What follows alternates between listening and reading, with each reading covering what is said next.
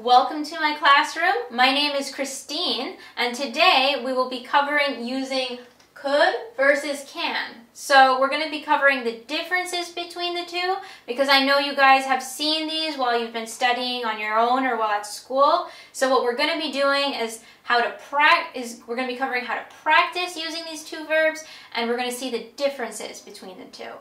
So you guys might have seen could in any of the past videos, and you probably have used can by yourselves. So what we're going to be doing is still covering the modal verbs, but we're going to see the differences right now. So my first sentence is, for years I could speak 4 languages.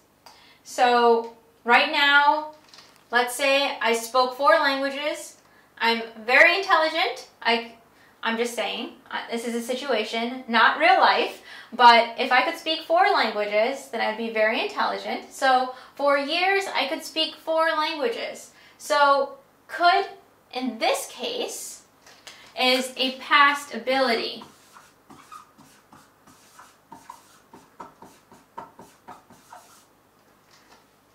So when you say I could speak 4 languages at this time, that meant that you had the ability to do it, you could do it at some point, but you can't do it anymore. So 4 years, I could speak 4 languages. So there were years when you could speak 4 languages, but that time is done.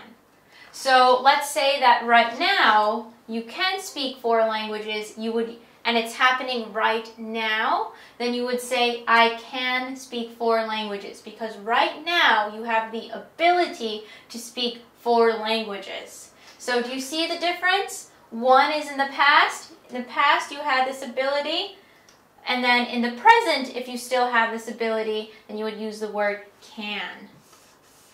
Well, there you go. Can versus could. So this is the first situation, a past ability versus a present ability.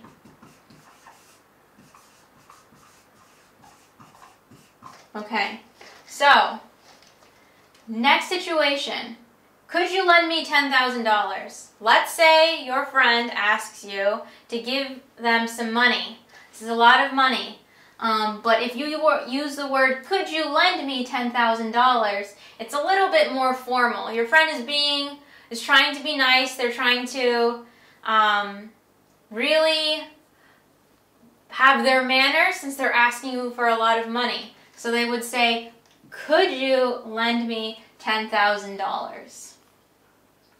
Now, if you use the word can, you would say, can you lend me $10,000? So your friend is asking you, can you lend me $10,000? They're being very close with you. They're saying can. So I have a little star right here next to this because when we speak very casually in English, we say, when we ask for a favor, we say, can you lend me something? But grammatically, it's not fully correct because, as we talked about before, can covers an ability. So yeah, I can give you $10,000, but doesn't mean I want to give you $10,000. So when you use this in the situation, you can say this with friends and family, and they will understand that you are asking for a favor. You're asking for permission to have the $10,000. But if you're asking your boss for $10,000, you wouldn't use, can you give me $10,000? You would either say, could you lend me $10,000? Or you would say, may you lend me $10,000?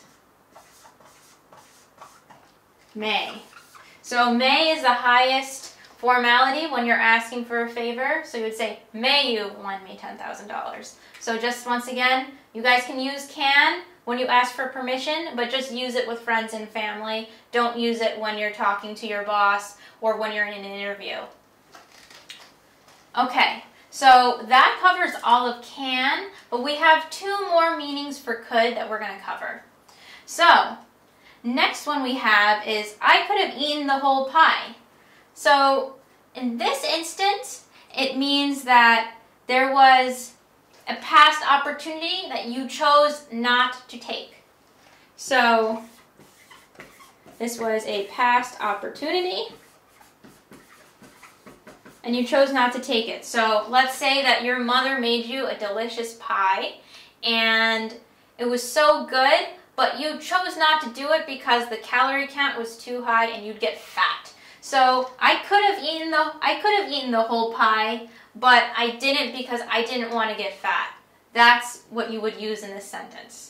So I could have. So another meaning for could is a past opportunity. Last one for could is when you are looking towards the future, but it's based on something that's going to first happen. So this is kind of like a future based on a situation. So my example is, I could have had a boyfriend if I really wanted one. So let's say that you're talking to your friends and they're teasing you because you don't have a boyfriend. And everyone else has a boyfriend, and so you're just not having a boyfriend maybe because you want to focus on studying or getting a job. So you would tell them is that I could have a boyfriend. I have the ability to have a boyfriend. If I really wanted one. So that means I could have had a boyfriend, but you don't really want one. If you had actually wanted one, you had the ability to have one. So once again, this is based on the future and a situation of if you really wanted one. So I know we covered a lot of different scenarios here of using could and comparing it to can. So if you guys want to practice using these, maybe rewatch the video a couple of times to really get a better sense of how to use could versus can, then please do. Once again, to get better at English, you really need to practice. And don't be afraid of using English, because once you use it more, you get confident, people are going to understand you. And if you need to get corrected, that's fine too, because that's the best way to learn. So thank you guys for sitting through this video.